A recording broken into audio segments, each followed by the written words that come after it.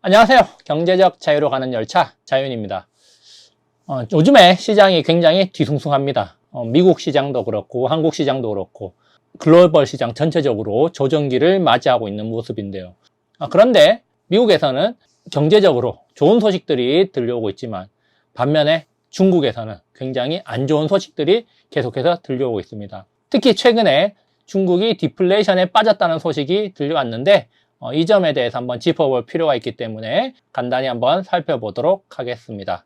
중국 7월 소비자 물가, 생산자 물가가 발표가 됐는데 7월 소비자 물가가 마이너스 0.3%를 기록했습니다. 올해 내내 소비자 물가 상승률을 보면은 올해 초부터 계속해서 떨어져 가지고 4월에는 0.1, 5월에 0.2, 그리고 6월에는 0.0을 기록했다가 지금 0.3까지 떨어지면서 중국 경제가 좋지 않다는 것을 단적으로 나타내고 있습니다.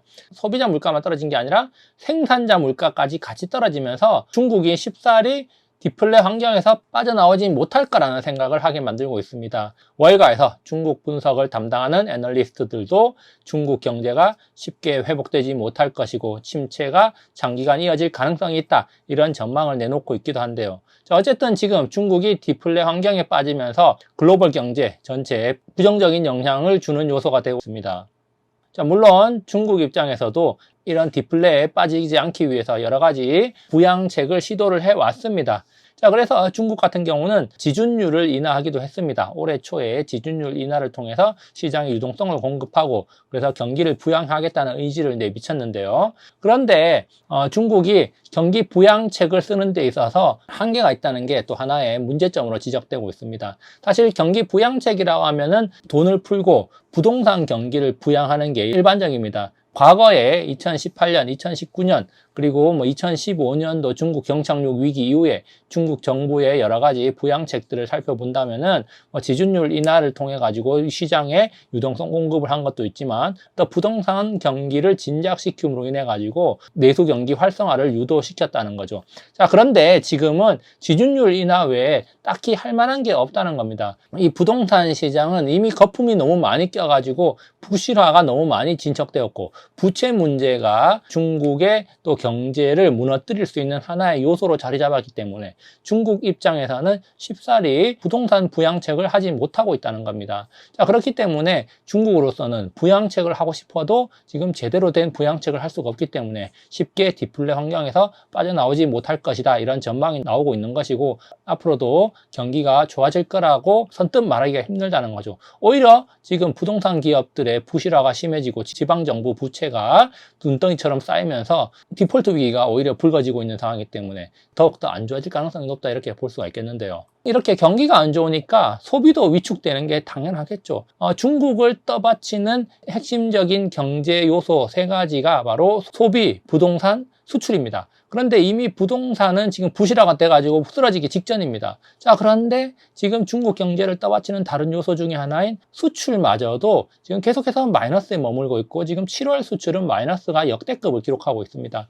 작년 말부터 중국은 수출이 마이너스를 기록하면서 중국 경제에 빨간불이 들어왔었는데요. 올해 초에 잠깐 반등을 했지만 2분기 이후에 계속해서 마이너스를 벗어나지 못하면서 중국 경제가 더욱더 안 좋아지고 있다는 걸 단적으로 보여주고 있습니다. 이런 것들을 볼 때 앞으로도 좋아질 가능성이 낮다, 이렇게 볼 수가 있는데 이렇게 수출이 감소한다는 건 뭡니까? 바로 중국 공장의 가동률이 낮다는 거고 중국 공장의 가동률이 낮다는 거는 많은 사람들이 일자리를 잃고 있다는 것과 일맥상통하게 됩니다. 실업률이 높다는 건데 중국의 청년 실업률이 역대급을 기록하고 있다, 이런 뉴스들 우리가 쉽게 찾아볼 수 있습니다. 그렇기 때문에 그만큼 지금 중국 경제가 안 좋고 실업자가 많고 내수 경기가 살아나기 힘든 상황이다.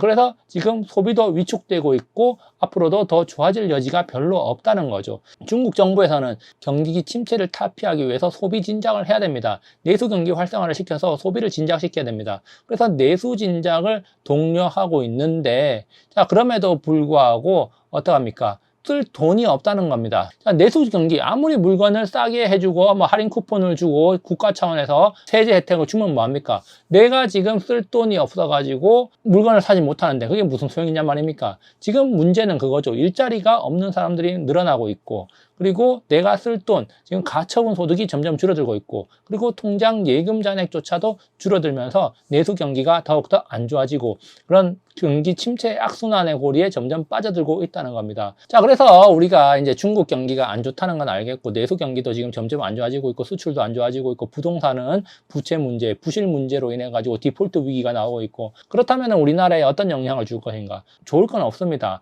미중 무역 전쟁 이후로 미국 수출 비중이 늘어나고 중국 수출 비중이 좀 낮아졌다고는 하지만, 여기 데이터에서 보듯이 여전히 중국은 우리나라 수출에서 굉장히 큰 비중을 차지합니다. 많은 기업들이 중국에 중간재, 완제품들을 수출을 하고 있다는 거죠. 자, 그렇기 때문에 중국의 경기가 안 좋으면 부정적인 영향을 주게 됩니다. 자, 그런데 이제 중국 경기가 안 좋으면 부양책이 나오겠죠. 자, 그래서 내수 진작 부양책이 나오는 것이고, 자, 그리고 국가가 주도해서 각종 인프라 사업을 진행을 하게 됩니다. 자, 그렇게 된다면은 이제 중국이 국가 차원에서 이제 돈을 써가면서 부양을 하고 내수 경기를 활성화시키는 여러 가지 선순환적인 측면을 유도를 한다는 겁니다. 이제 이 과정에서 우리나라 기업들한테도 득이 되는 기업이 있을 거고, 최근에 어떤 뉴스가 나왔냐? 자, 단체 관광객이 6년 만에 허용이 됐다고 합니다. 그래서 주식시장에서는 화장품, 면세점 관련주들이 폭등을 했죠. 우리나라 기업들한테도 좋은 측면이 있을 수 있다. 뭐 이렇게 볼 수가 있겠는데, 자, 그런데 자동차하고 가전 쓸 돈이 없어서 못 사. 그럼 결국 안 팔리는 거 아닙니까? 결국에는 우리나라 가전업체, 중간재, IT 부품, 반도체 같은 것을 중국에 수출하는 기업들한테는 부정적일 수가 있다. 중국 내수가 안 좋아가지고 안 팔리니까 그러면 수입량을 줄일 것이고, 결국에는 우리나라 기업들의 이익이 줄어든다는 것이고, 우리나라 기업의 이익이 줄어들면은 또 우리나라에도 고용이 또 제한되거나 고용이 축소되는 그런 부정적인 효과가 나타나겠죠. 그렇기 때문에 우리나라 기업들한테도 안 좋은 쪽이 있는데, 이렇게 이제 긍정적인 업종이 있을 수도 있고 부정적인 업종이 있을 수도 있다. 이렇게 업종별 희비가 지금 엇갈리고 있고, 이런 것들이 지금 단편적으로 최근 주식시장에서 나타나고 있는 모습이 아닌가 이렇게 생각이 됩니다. 자, 그런데 또 한 가지 생각해 볼 점은 2015년도에도 중국 경착륙 위기가 있었습니다. 8월 달부터 본격적으로 불거지기 시작해 가지고 2016년 1월 달에 절정을 쳤는데요. 중국 경제가 흔들리니까 글로벌 경기 침체 우려가 불거지면서 글로벌 증시가 한 6개월 이상 굉장히 안 좋은 모습을 보였는데요. 빨간색이 우리나라 코스피고요. 봉 차트 초록색과 빨간색이 미국 S&P 500 차트입니다. 8월 달부터 해가지고 우리나라 증시 급격하게 무너지기 시작했고, 미국 증시도 이때 중국 경착륙 위기로 인해서 글로벌 경제 위기설이 나돌면서 미국 증시도 크게 흔들렸습니다. 자, 그렇지만 이제 2016년 이후에는 중국 경제가 안정화가 되고 글로벌 경제가 회복기에 접어들면서 또 글로벌 증시 상승세를 달리는 그런 모습을 보여줬는데, 중국 경착륙 위기가 이렇게 글로벌 증시에 한 6개월 이상 굉장히 큰 여파로 부정적인 영향을 줬다는 점을 생각해 볼 수 있습니다. 물론 지금도 글로벌 증시에 부정적인 영향을 줄 수도 있다, 이렇게 또 볼 수가 있겠지만 과거만큼은 그렇게 임팩트가 있지는 않을 것 같다.